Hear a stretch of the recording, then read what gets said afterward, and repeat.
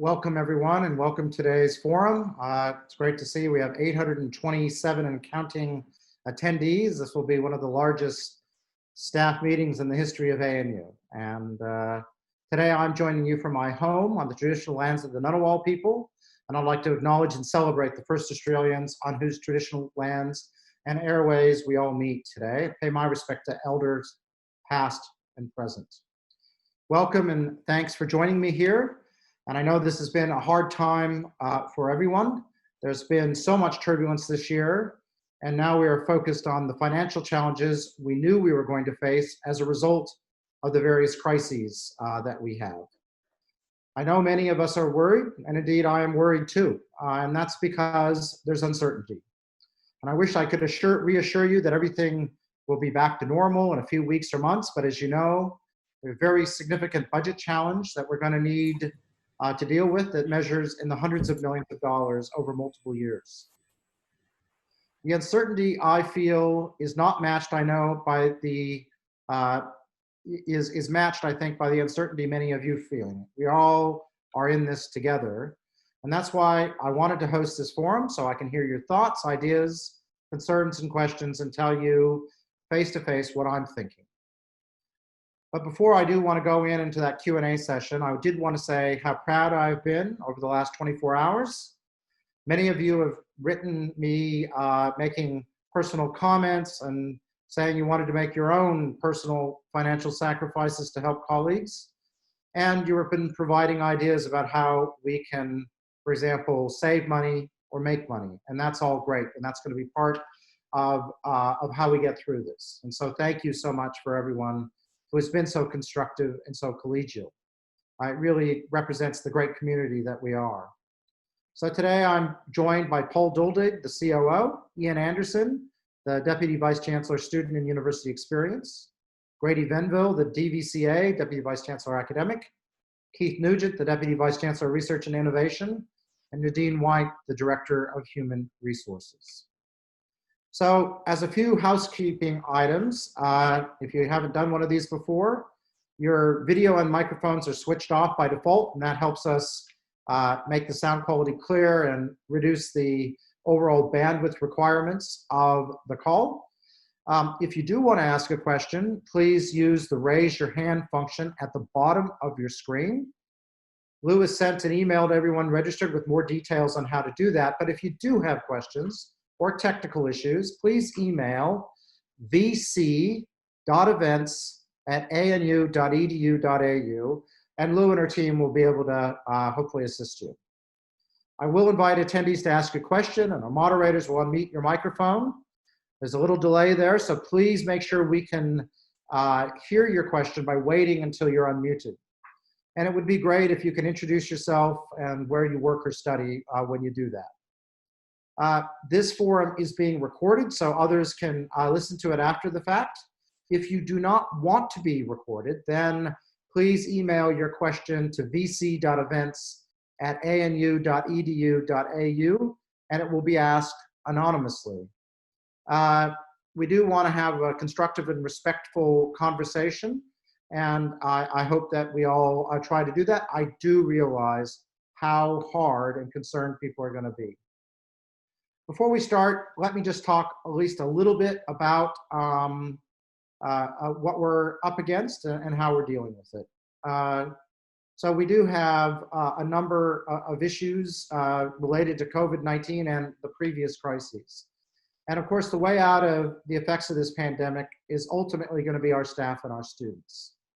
And we have been working hard, not just for ourselves, but for the community and the nation, to help improve COVID-19 testing, to develop economic protection recovery measures. And we've been involved in governmental responses on that. We've been working to help some of the cybersecurity issues that are related to this. And our staff have worked amazingly hard to move to remote learning so quickly so that a very large fraction of our students, the future leaders of our country, the region, and the world, have been able to stay connected to their learning and do so well. So absolutely well done. And I note that our institution, after World War II at its inception, was here to help rebuild the nation. And our nation is going to need rebuilding after COVID-19 and during this time as well. So it is really important of the work we do. Now, I know yesterday's news about our financial position is unsettling and hard to hear. And as I said yesterday, there's no quick or easy fix. It's going to involve some sacrifice, but those little bits add up, and every savings will help. And as I said yesterday, the university has lost approximately $150 million in revenue from the pandemic, and has had an additional $75 million in unplanned expenses related to the fires, the hail, and also responding to the COVID-19 pandemic and all the ways that we've done that. As the crises of 2020 have unfolded, we have done our best to first and foremost try to look after the well-being of you, our staff, and our students, because ultimately that's the core value of our institution. But to continue to be able to do that, we're going to need to economize. And we're going to need to look at all the ways that we can to reduce our costs so we can continue to look after our staff and our students foremost. And we've been able to make savings so far by not traveling nearly as much as we've had done in the past, and by pausing capital works, pausing recruitment wherever possible. We're also in the process of borrowing money, and we need to make sure that's prudent because we need to be able to pay off those debts in the future. And that's what all of us, especially those who plan on being here in the years to come, are going to have that debt to pay off as well. And as near as we can tell right now, we are going to need to save approximately $100 million over the rest of the year, or make up for about $100 million. And you know, the clock is ticking about how we do that, and we can, you know, we're already doing things already as of today. The reality is we don't quite know what next year is going to look like, and 2022 will look like after that. We have reason to believe that we will continue to have quite a significant revenue shortfall compared to what we would have thought of at the beginning of the year. But the measures we take now are going to help us prepare for that uncertainty. And in my message yesterday, I asked you all to provide honest feedback and ideas about what we can do to save money or raise revenue. And already we have lots of great responses. And I note that we can keep on working on those. And it's not just me that needs to hear them. The different local areas need to hear them as well. And that's what makes ANU great, that willingness to work together.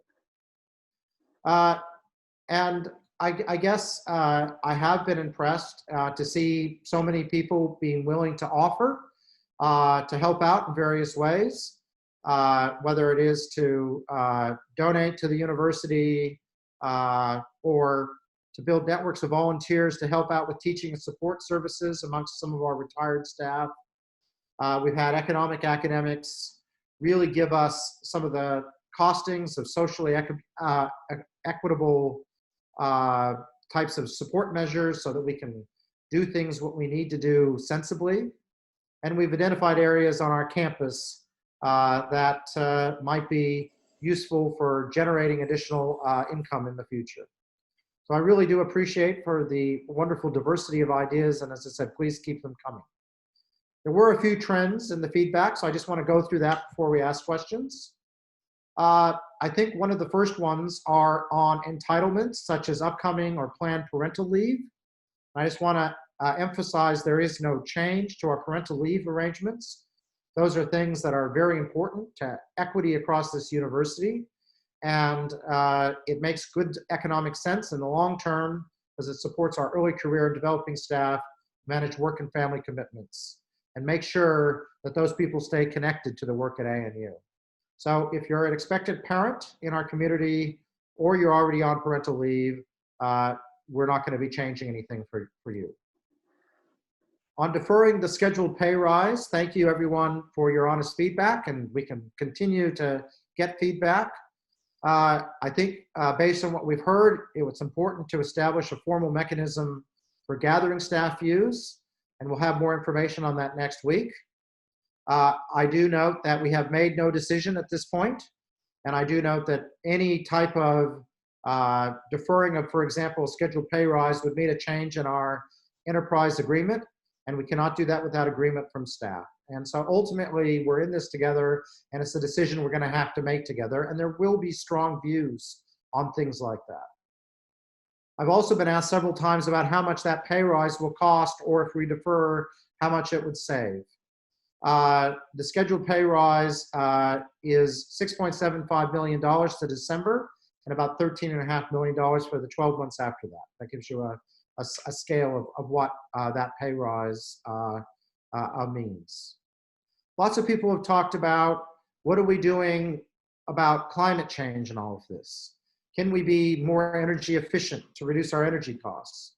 And the answer is yes. We need to make sure we don't do things that have long-term negative effects on what we're trying to do. And so, as I indicated at the beginning of the year, I have a group led by Mark Howden about how to make ANU meet a zero or negative emissions target. And we are already, and he is already advancing ways that we can build that into what we do here. On the topic of flexible working arrangements, I'm hoping that these conversations are already happening with supervisors. And with supervisors, let me emphasize, you should start having those conversations. And I need people to be flexible. Trust people to do what they need to in those flexible working arrangements. I really do want everyone in the community to have an opportunity to work in a way that works best for them and the team around them.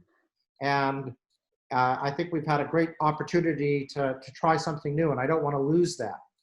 For me, I'm planning to continue to work a day a week from home to make sure I remember what it's like to work from my kitchen table like I am right now, and balance my work and family time, and make sure that I know what it's like for those people who are working flexibly from home, and that we don't forget them. And I'm encouraging everyone else in my team to do something similar.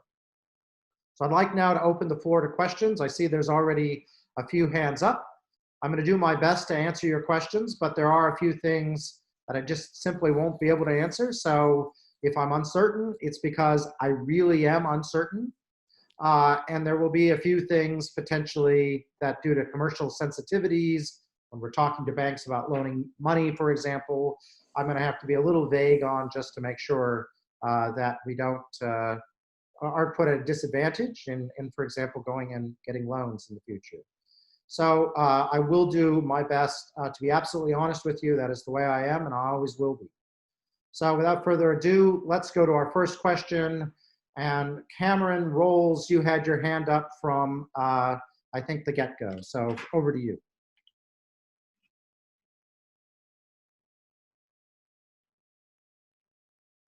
Cameron, you want to try? We haven't been able to hear you yet. Sorry, Brian, is that working now? It's working good, thank you. Great.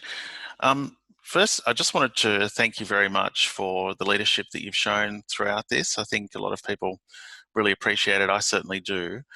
And I just wanted to, I'm from the College of Law, and my area of research is employment law. So I understand our industrial situation quite well.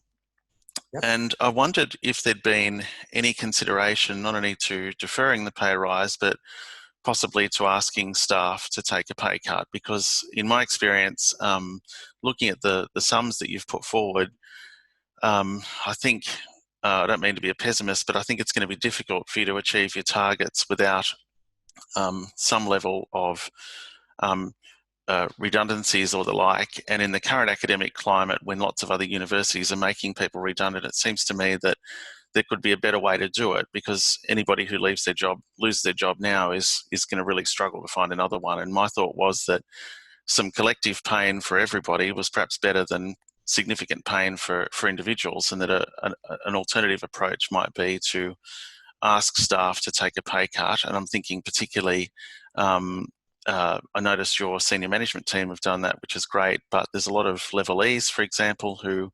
earn comparable amounts to your team who I wondered if any thought had been given to asking them to perhaps think about a pay cut as well as other staff.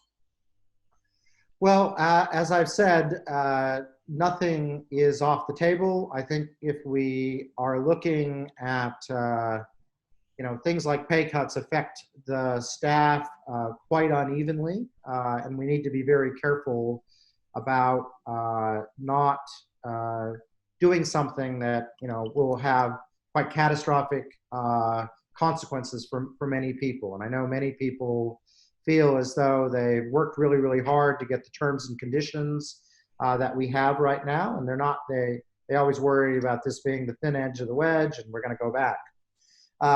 But there may be some clever ways that we can to do that in a way that will work for a wide group of people.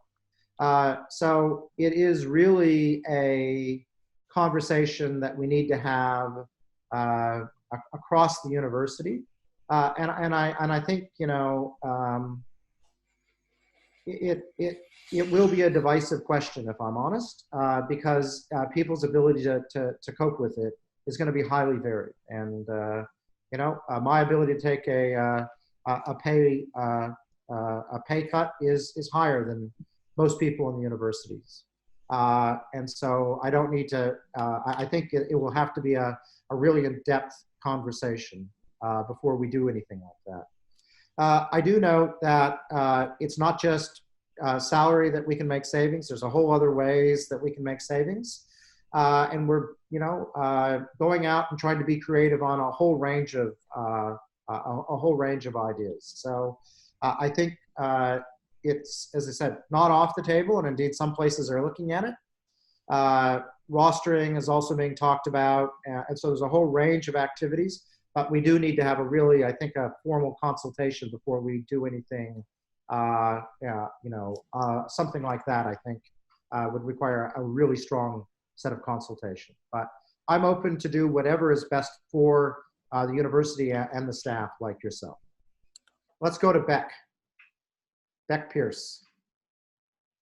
Hi, thanks everyone. I'm a lecturer in the School of Sociology and the Fenner School. Thanks to the panel for taking the time to talk to us about this. I have a set of questions about helping us understand the financial position and options for senior management in the university, noting what the previous questioner put forward about the significance of a pay cut and your response, Brian, about the equity implications, and I think the broader macroeconomic context.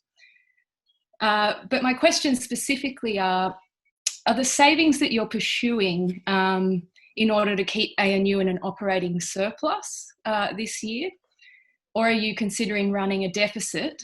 And just wondering if you can say a little bit more about the borrowing options and perhaps how this crisis differs from the financial crisis in 2008 when, looking at the annual report from 2008, you did run a deficit of 108 million, if I understand correctly.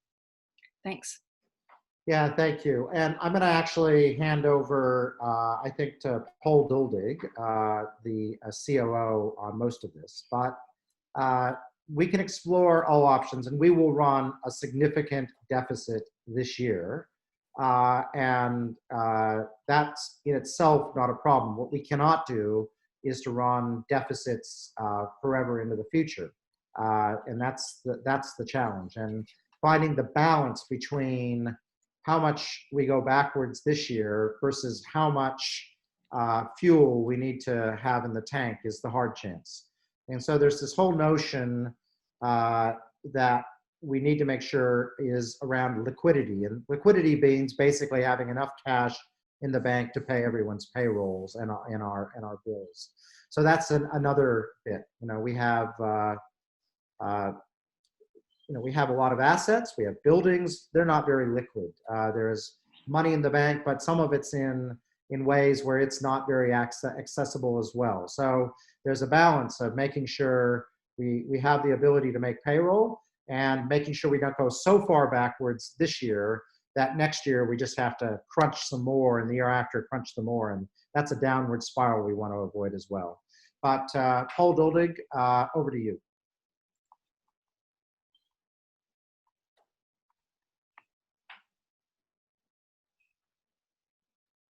Paul, we cannot. Paul's muted, Lou.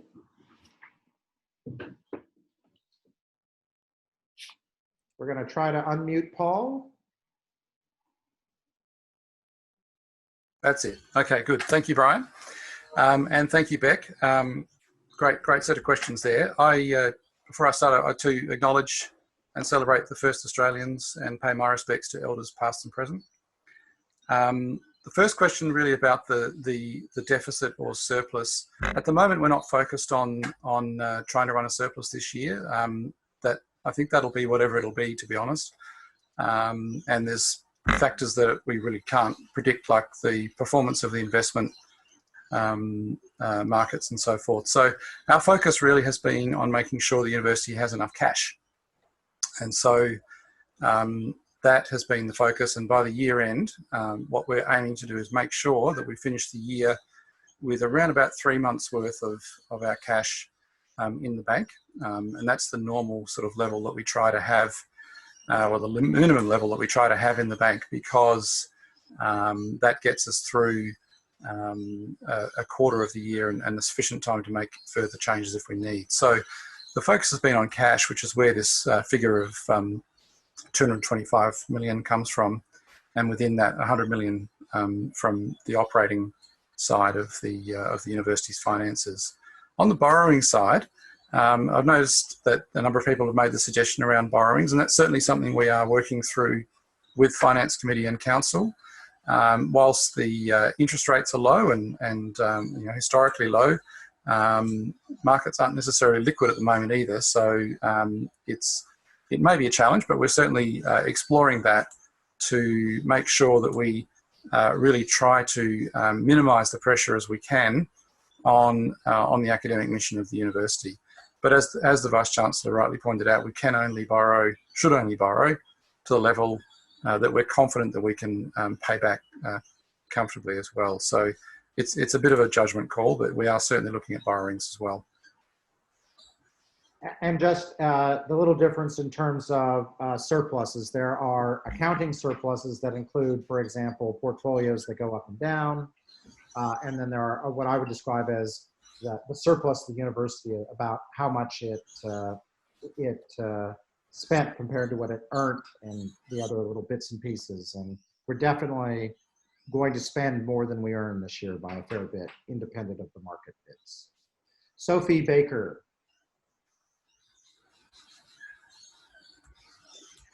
Hi, Brian. How are you going? I'm doing well, thank you. Good to see you. Hello, everybody. Thank you all for the time, and thank you for making this opportunity for us to ask questions. My pleasure. I'm Sophie Baker. I'm the Nectar coordinator, and Nectar is the Early Career Academic Network of ANU. And we have early career academics asking questions about recruiting staff under their grant schemes. So, for example, an early career academic came to us and said that they have money to employ a research assistant to help them with their research, but the school or college has been stopping them from employing somebody to do that, and telling them that if they don't use their grant money, it will be absorbed back into the university. And also, on that as well, they've been reporting that it's incredibly difficult to recruit anybody at the moment, and that recruiting people for casual roles has to have your approval. Yes, okay. So a few things to unpack there. We are being very, very careful about how we spend money, and recruiting is being made. It's not impossible to recruit people, but we do have a process where you can ask HR for exemptions, and we try to be sensible about that. With respect to the details of the interaction of funds, I can't go to, I don't understand perhaps the specifics of the detail in your particular case, we're trying not to be pathological about how things work, but we are asking, again, to ensure we have liquidity so we don't find ourselves suddenly short of funds for expenditure to be deferred if we can, at least for a while. And I would say there is right now in the institution just a little bit of uncertainty right now, and that uncertainty around some of the questions you have there will become less, hopefully become clearer and more sensible over the coming weeks. But as we are working through the issues right now, I think some things, activities have been halted until we understand the details of how we're going to be moved forward. Again, I'm going to hand over to Paul on this one. Yeah, thanks, Sophie. So a bit like Brian, I'm not really aware of the details, but I think the point Brian makes is right. So right now, I think there's a I guess, you know, understandably a high degree of caution around bringing on additional staff to the university, and areas are working through their revised budgets ready for semester 2. So I think there'll be a lot more clarity of that over the coming weeks. Okay. Let's go to Milan Pintos Lopez. Hey, Brian. Thanks for, and the panelists, thanks for giving me the opportunity to ask a question. I'm Sure. from the School of Art and Design. Yep. A lot of us are concerned about the recent changes to the industrial relations legislation under Christian Porter, which now allows businesses to give just 24 hours notice of proposed EA amendments for a staff vote. Brian, as a gesture of good faith, will you promise to notify staff of any enterprise agreement amendments put forward with 14 days notice, or at the very least 7 days, allowing us the appropriate time to discuss any potential changes amongst our colleagues? Thank you. All right, I'm going to hand over to Nadine. Nadine knows my views on the institutional stance, but I want to make sure I get any technical question like this correct. Nadine? Thanks, Brian. Milan, it's a really good question, and thank you for asking that. We've obviously got advice on this, and you know, Brian and the executive and myself are very hopeful that whatever we do as next steps in relation to our enterprise agreement are done in a collaborative and a consultative way. And our advice is that any process for a vote would require us to provide the community, obviously, with the written impact, as we've done before in terms of enterprise agreement proposals. And we would publish that information and have it available for at least a period of 7 days so that staff could look at it, assess at it, and make sure that there's appropriate consultation around that. So we will be doing that. All right, let's move to Ashley Thompson. For the opportunity to ask questions. I really appreciate it.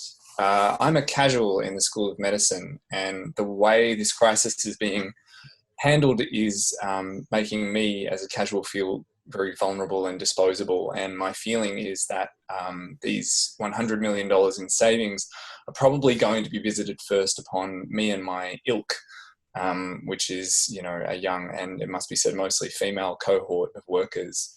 And so I am, since I'm feeling that my job is on the line, wondering whether you would consider refusing cuts, delaying savings, which would likely implicate my job being lost, and instead consider standing in solidarity with staff and union members, especially, who believe that government funding for higher education represents the best solution to the financial shortfall facing this university and all Australian universities. Thanks. Thank you, Ashley. It's an interesting thing being a vice chancellor under these circumstances, because I do understand why you feel vulnerable and what your concerns are. I have a core duty as a vice chancellor to make sure that the university remains solvent, and there are, I would say, implications for me if I don't. That is, I will no longer be your vice chancellor if I don't keep the university solvent. So what I'm trying to do is to find ways to make sure that I support staff like yourself and ensure that we're able to deliver our core mission of research and teaching. The work you're doing, I know, in medicine is, we have a great place and offer one of the great education programs in medicine in the country, or quite frankly, indeed the world. And we need to keep on doing that. We can't walk away from that. And so trying to keep the talented individuals that make up the university and its mission intact during this period is, of course, my big challenge, but also my goal. So I can't provide perhaps the guarantee that you would like, that I'm going to stand and essentially give up the requirements of my job to keep the university solvent.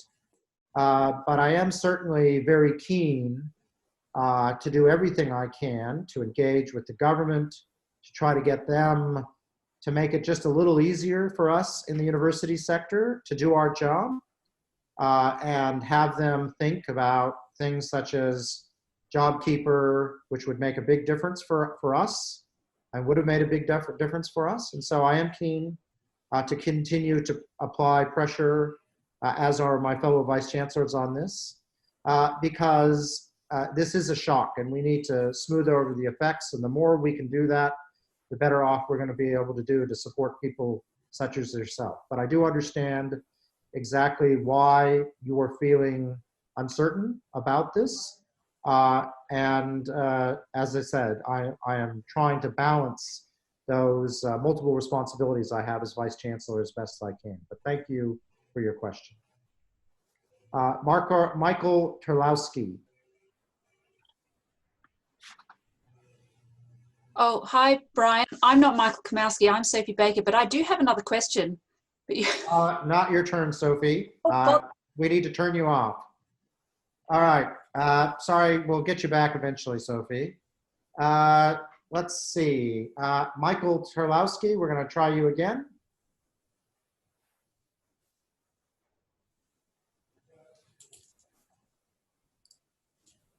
Not unmuted yet, Lou.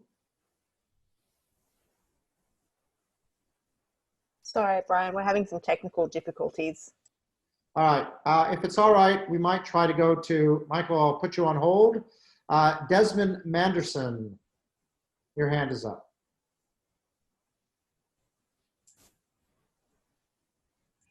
How's that? We can hear you. Thanks. Thanks, Brian, and thanks to everybody in the team. I know it's an incredibly hard time for everyone, and I certainly appreciate the work that you're all doing. As you know, I'm from the College of Law and from the College of Arts and Social Sciences, and the position we find ourselves in, the precipitating cause of that were the emergencies that have descended on us this year. But it's also the case that there are longer term causes for this problem. For the last 30 years, university funding has been squeezed into a tight corner, and it's made us increasingly reliant on funding streams as, for example, international students, which as we know, has shown themselves vulnerable in this situation. So my question is about the opportunity that this moment has for us to open up a dialogue about thinking differently about the funding for universities. And so my question is, what are you doing? And more broadly, what is the Group of 8 doing to engage both government and the broader community in the question of a sustainable funding model for universities going into the future? Thank you. And indeed, this is a chance for us to reflect on everything that universities do. We have been at the core of the entire response of both bushfires and COVID-19. And so one of the things that I have been doing is engaging with people behind the scenes to try to get us to think about how are we going to actually support research and teaching sensibly into the future. And that is going to be required to rebuild the nation after COVID-19 and ensure we remain prosperous. And I would say there are different levels of understanding within government at this point. They tend to be fairly what I would describe as mercantile, which is universities are only good if they produce a graduate who has the skills that can be put into place immediately and they tend to not understand the role of training and skills versus an education that allows you to do more and more sophisticated things. So I am working hard to make those points. There's a fair bit of economic analysis, some of it done here at ANU, precisely that shows the benefits of that. And our graduates in their mercantile form do have do very well in the job market. So in that sense, we talk well. We talk well within their regime. But I also don't want to throw out the incredibly strong humanities program we have here and how that supports all the things that we're doing as well, including the prosperity of the nation going forward. So I'm trying to get them to engage about a new way of thinking about the research teaching nexus, and that is ongoing. And I am doing my best to enlist a wide-ranging set of public intellectuals who can help me on that. The Group of 8 is doing something quite similar right now. There's a big thing going on to help design an intellectual piece around this. But in the end, we have to somehow get into the brains of the common Australian, because the common Australians are ultimately who vote. And there has been a bit of a smear campaign against us and what we do within the university sector in certain parts of our the community and media. And we need to, I think, have a counter narrative to that. And I would argue it needs to be positive rather than negative, because the negative is just a downward spiral, and you'll get short-term win, but a long-term loss. So it is front of mind, and I've got about 3 op-eds on my desktop working on this, and I will continue to do that. And that's one of the things we just absolutely have to land. But it is it's an ongoing issue, and for me, it's about the whole academic enterprise and making sure it's supported, not just, I would say, the technical disciplines, which seem to make sense to certain parts of business and government. I think it's actually more important to get the whole thing across the line, and that is a focus of what I'm trying to do. If we can have Liz Allen ask the next question.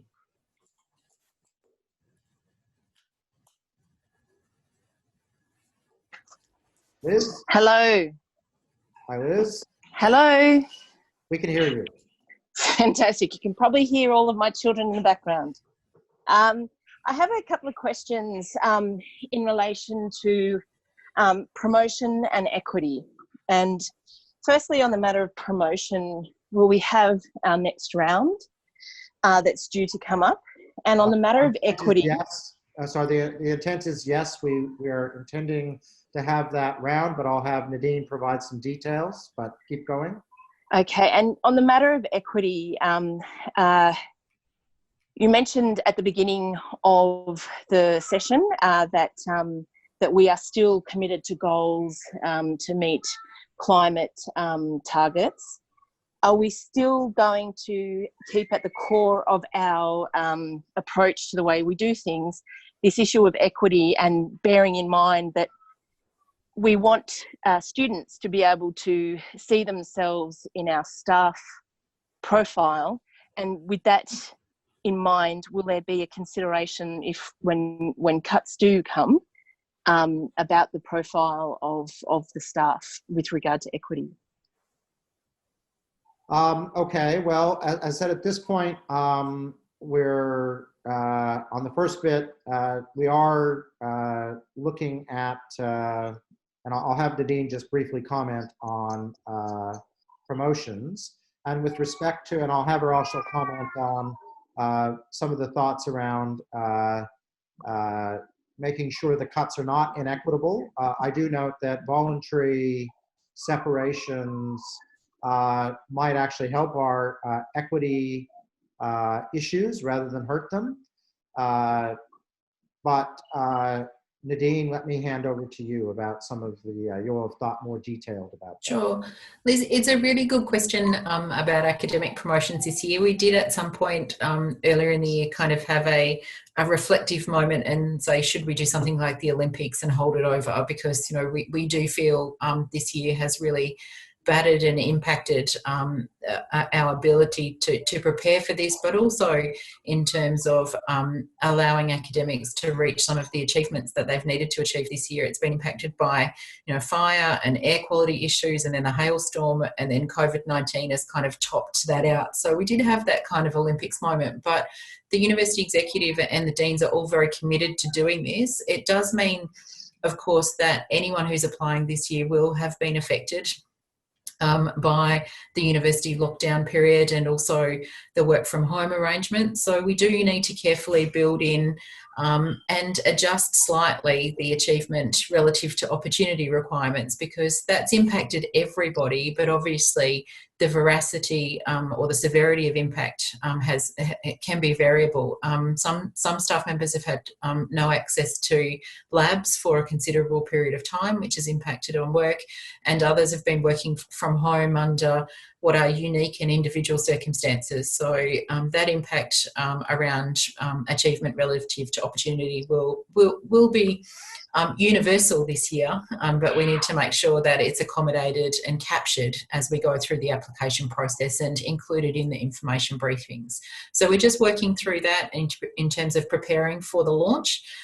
There's also obviously some issues around managing and talking through what will be some of these changes that Brian and the executive are talking about right now, and not putting those things on the agenda together at the same time, because you do need to think carefully through and talk with your supervisor around lodging an application for academic promotion. So we just want to make sure that we do that in a careful and considered way before we rush into that launch. And we're working through that with all the relevant areas of the university right now. So yes, we will be going ahead and doing that.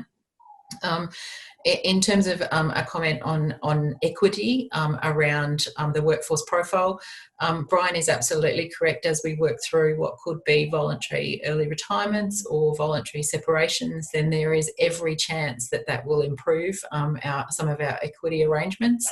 And we do need to take that into consideration as we work through those things. So in the past, where we've lodged ATO approval requests with voluntary early retirement packages, we've had to be very clear about who is included and who is excluded, and certainly we build equity into those. So you'll be pleased to know that will be part of the consideration in terms of what comes next. Thank you, Nadine. Let's go to Lucy Copeland.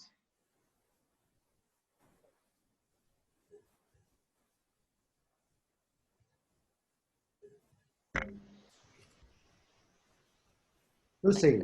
Thanks very much, Brian. Lucy Copeland from the John Curtin School of Medical Research. Just on the topic of potential voluntary reductions in pay, I think it's well recognised that finances on the home front broadly in Australia are very tight. So instead of a pay cut, would it be more manageable if the employer superannuation payments were temporarily reduced?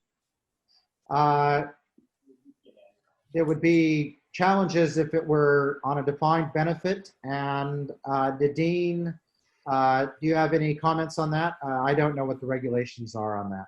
Sure.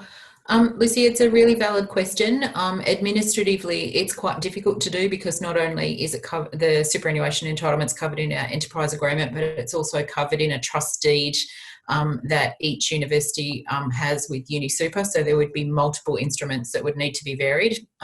It is possible to do that, but it's reasonably difficult to do. So it would potentially take some time to work through all of that.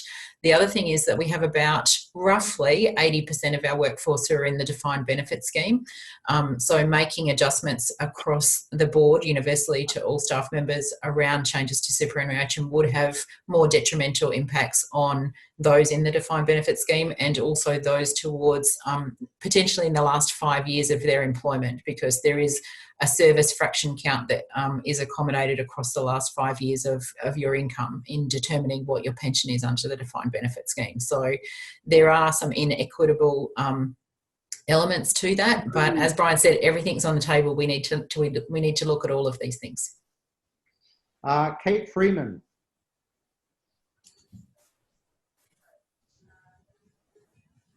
Hi, thanks so much for setting this up and allowing questions. as I think many of you know, I'm particularly interested in education and maintaining really quality pedagogy for our students. And, you know, I was both heartened and a little bit stressed to hear you say in a previous staff forum that we should be teaching like our jobs depend on it. But I think that that message is being, as messages from Central often are, interpreted differently in different colleges. So I wondered if a little bit more detail into the vision of pedagogy moving forward could be offered, because I think, you know, from the position of, I'm in the School of Archaeology and Anthropology and the Research School of Humanities and the Arts in CAS, we've been at the pointy end of the budget for a long time. And being told to teach like our jobs depend on it hits a little bit differently where we are than perhaps elsewhere. And so a little bit more kind of central vision would be very well. All right, I'll let Grady have just a go at this, but what I meant by teach like your jobs depend on it, Kate, you're one of the, you know, you're one of our distinguished educators, and you always teach like your job depends on it. Some people, not many, but some people within the university have teaching as an alternative activity that they do amongst everything else they do. And our success as a university going forward is going to depend on really being seen by our students and prospective students as a great place to be. Our reputation flows from that, but also our income is going to flow from that. And that's all I meant. It wasn't a threat at an individual level. The reality is it's a collective level. We need to teach like our jobs depend on it, because collectively they do. And that is what I meant. Grady, do you want to just give a quick plug for some of the stuff you're doing and helping support people do superb pedagogy? And I should also say that, you know, across the board, huge numbers of people have really done more than anything that I could have ever expected on this front.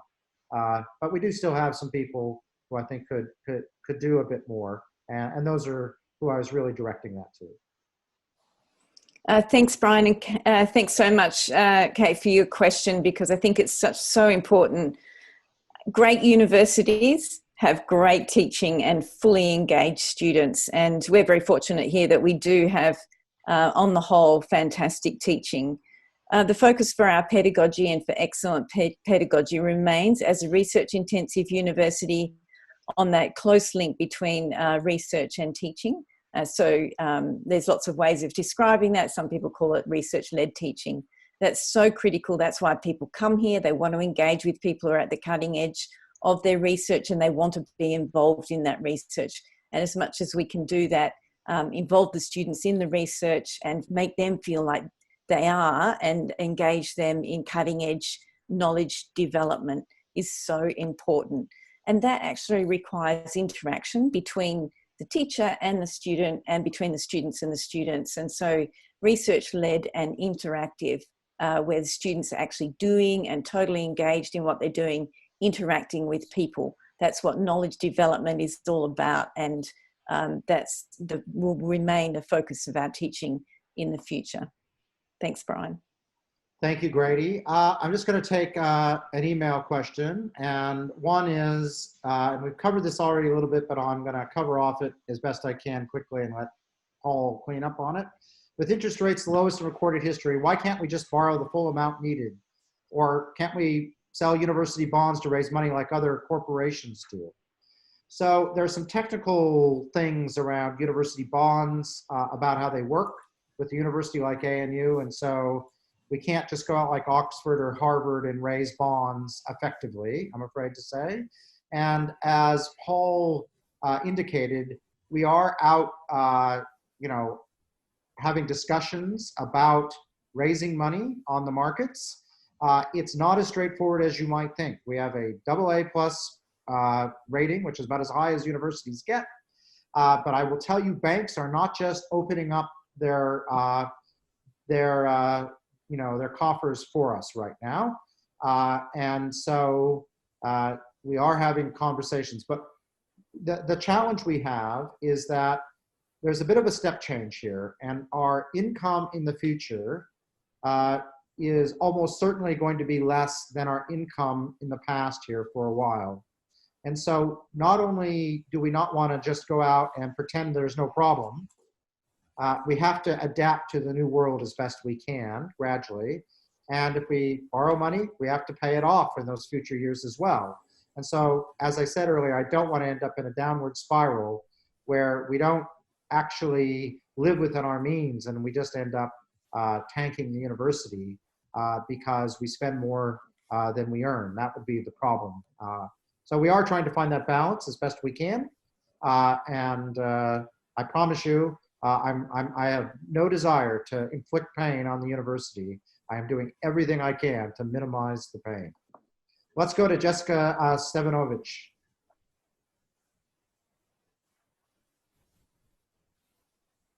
Jessica, I hope. There you go. Jessica, do you want to try speaking? You look okay to me.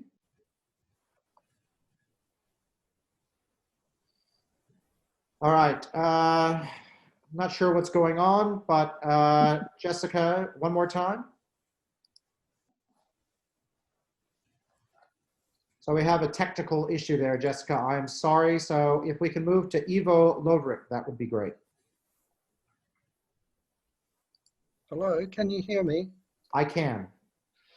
Hi, thank you for the opportunity to speak. My question relates to the equity implications of the pay freeze. A deferred increment will disproportionately impact professional staff, women and casuals. So are the pay increment freezes being proposed for all staff, including casual employees? Well, I guess at this point, can I say, we haven't made any even proposal. I was just asking questions, and if there was to be having a conversation, we would need to explore things like that. So there is no specific proposal on the table. Nadine, do you want to add any detail? Sure. Eva, the item that Brian raised in his email was potentially with respect to the pay increase of 2% that would apply to all staff in July this year. We haven't yet had a discussion or received any feedback on salary increments within classification levels, and you are right, that could potentially detrimentally impact on different groups across the campus, because we have a number of people who are at top of range of their classification level, so wouldn't potentially have any impact, and then others who are new starters to the university or who work part-time, that would potentially have a more significant impact. So we haven't addressed that issue yet, but as Brian said, everything is on the table, but we do need to take into account how we balance that out across the university community to take into account gender considerations, equity considerations, and to be fair as we're working through these issues. So thank you for raising it. It is something that we will look at, but we are very aware of the impact on particular groups around some of these items. All right, let's move to Stephen Dan.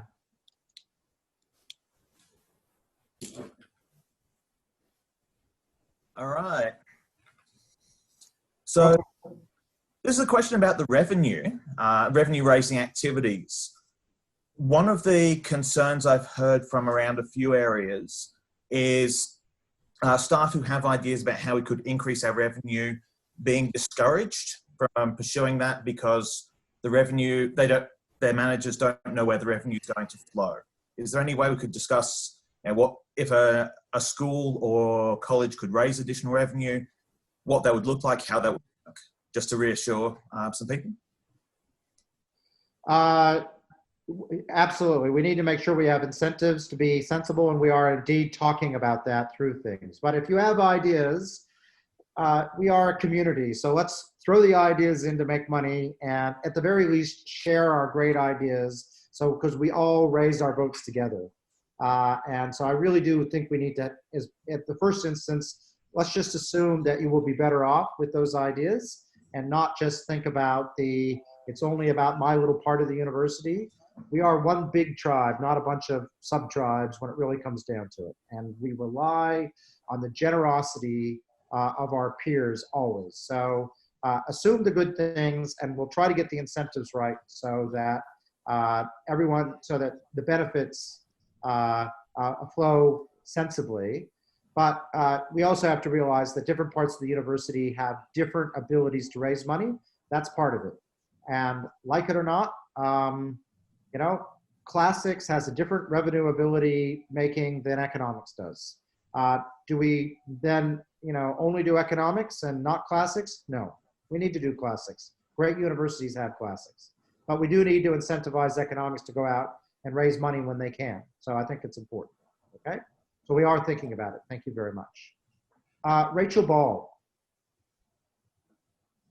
Hi, Brian. I have had a few people talk about the pay freeze as looking at a potential for an opt-in.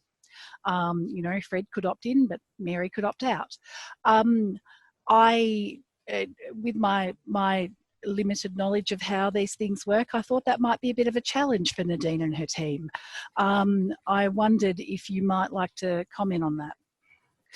I'm not going to comment on it, but I think there are ways potentially of donations and things that we might be able to do. I don't think we would want to arbitrarily have people donate to actually change their salary. I want them to be in control if we were to do anything like that.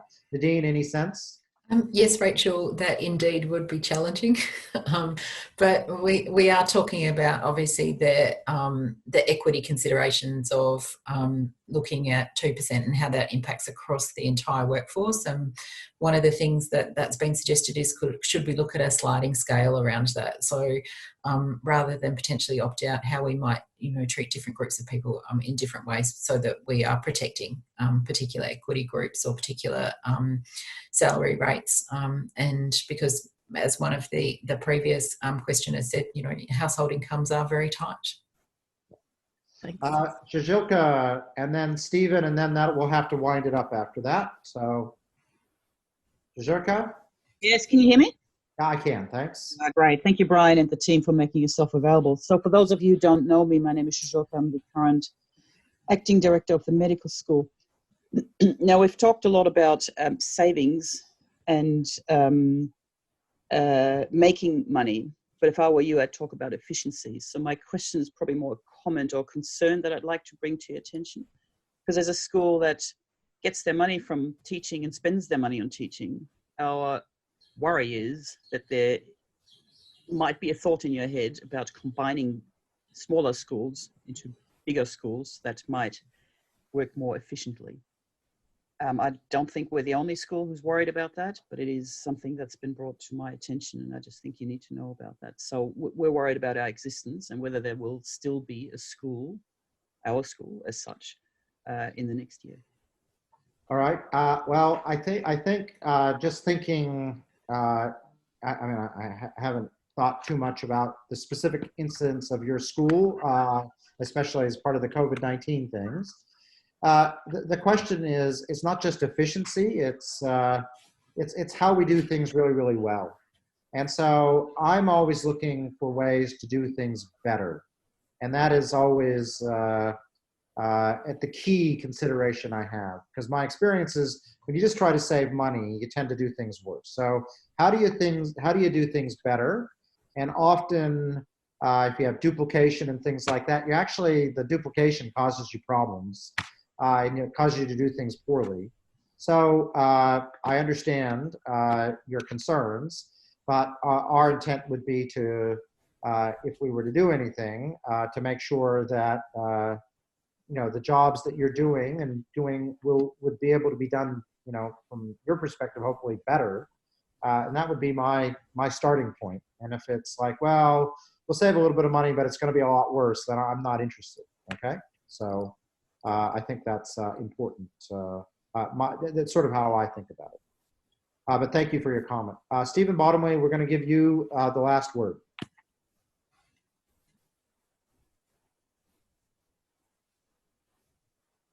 Thanks, Brian, and thanks for that distinction.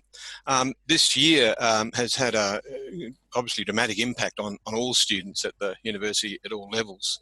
I've got a particular concern about the impact on our first year intake this year, the students for whom this is their first experience of tertiary education, and it's been a singularly disruptive one. And I'm just wondering what efforts are being made in particular for our first year intake. I'm speaking from the perspective of the College of Law, but I imagine this is being felt right across all colleges. I'm going to go to Ian because it's been uniquely challenging. And I think Ian's hidden in my screen somewhere. Ian, you're thinking about this. Ian needs to be unmuted. One moment, Ian.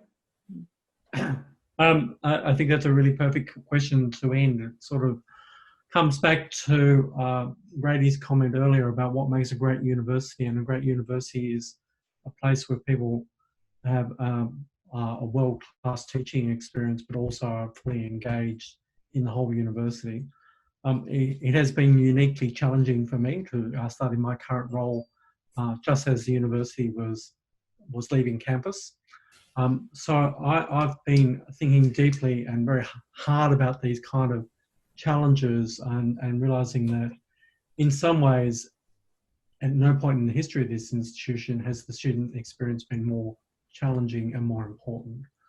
I won't give you a considered answer on your question around first years, but I think that that's a very absolutely germane point. It is a critical transition for all students, but I will reflect on on today. I had an opportunity to go back to some of the halls of residence where the student experience has really suffered over the last 6 or 7 weeks, and walking out and feeling how deeply proud I was of what students were doing in the institution, and particularly some of the grads and some of the senior students who have just so owned what needs to happen in this university to make it safe and make it a welcoming space over the next 12 years and 2 years, and how they were talking to me about the work they were doing to make sure that the students who are coming back second semester understood social distancing, understood their